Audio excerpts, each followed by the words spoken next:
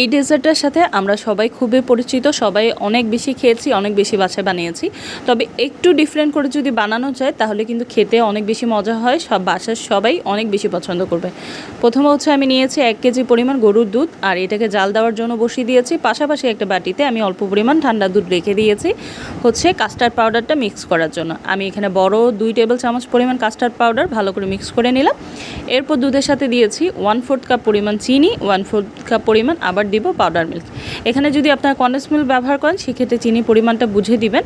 এবার ভালো করে নেড়েচেড়ে একটু ঘন হয়ে আসলে আমি যে কাস্টার্ড পাউডারটা মিক্স করে রেখেছিলাম সেটাও দিয়ে দিয়েছি। কাস্টার্ড পাউডারটা আমি যতটুকু পরিমাণ বলেছি সেটাই দিবেন, কারণ হচ্ছে ঘনত্বটা এরকম পারফেক্টলি আসবে যদি আপনারা এই পরিমাণটা ব্যবহার করেন। ব্যাস আমার জাল দেওয়া শেষ হয়ে গেছে। এবার হচ্ছে ফ্রিজে রেখে দিয়েছিলাম, নর্মাল ফ্রিজে হচ্ছে 1 ঘন্টার জন্য। এই পর্যায়ে আমি ভালো করে কাস্টার্ডের যে মিল্কটা আছে সেটা নেড়ে চেড়ে এবার দিয়ে দিলাম 1/2 কাপ পরিমাণ হুইপ ক্রিম। আর আমি এখানে হুইপ ক্রিম ব্যবহার করছি, আপনারা যে কোনো ক্রিম বলতে গেলে ডানো যে ক্রিমটা পাওয়া যায় আমরা বিভিন্ন ডেজার্টে ব্যবহার করি সেটাও দিতে পারেন। যদি সেটা ব্যবহার করেন সেক্ষেত্রে পুরো ক্যানটাই দিবেন, কারণ ওটা সাইজে অনেকটা ছোট থাকে, তো খেতেও অনেক মজা লাগে। আর হুইপ ক্রিম বাসায় থাকলে তো অ্যাভেলেবেল থাকলে কোনো কথাই নেই, এটাও ব্যবহার করতে পারেন। দেওয়ার পর ভালো করে মিক্স করে আমি লিকুইড যেই বেটারটা আছে সেটা আলাদা রাখলাম। এবার হচ্ছে ফ্রুটস হচ্ছে আপনাদের পছন্দ অনুযায়ী আমি এখানে আপেল নিয়েছি, আম নিয়েছি, কলা নিয়েছি, সাথেও হচ্ছে প্লেন কেক ছোট ছোট করে পিস করে দিয়েছি।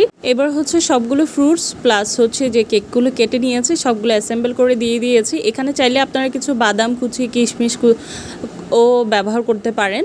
আর এগুলো সব কিছু দেওয়ার পরে এবার যে লিকুইড বেটারটা রেডি করে রেখেছি সেটা দিয়ে ভালো করে মিক্স করে নিচ্ছি। আর এটা মিক্স করে নিয়ে ঠান্ডা ঠান্ডা আপনারা আইসক্রিম দিয়েও সার্ভ করতে পারবেন। বাট এটা এখানে মানে এই পর্যায়ে এত বেশি মজা যে এখানে আসলে আইসক্রিমের কোনো প্রয়োজন হয় না, এত বেশি ক্রিমি আর এত মানে কি ফ্রুটস থেকে অনেকটা পানি ছেড়ে দেয়। আর সাধারণ একবার হলেও বাসায় ট্রাই করবেন আপনারা। আর সেকেন্ডলি হচ্ছে আরেকটা কথা, আমরা যখনই কাস্টার্ড বানাই ফ্রুট মিক্স করার পর ফ্রিজে রাখলে এটা কিন্তু পানি বের হয়ে যায়। তো সেক্ষেত্রে যদি ক্রিমটা ব্যবহার করেন তাহলে এই প্রবলেমটা আর হয় না, কোনো প্রকার পানিই বের হবে না।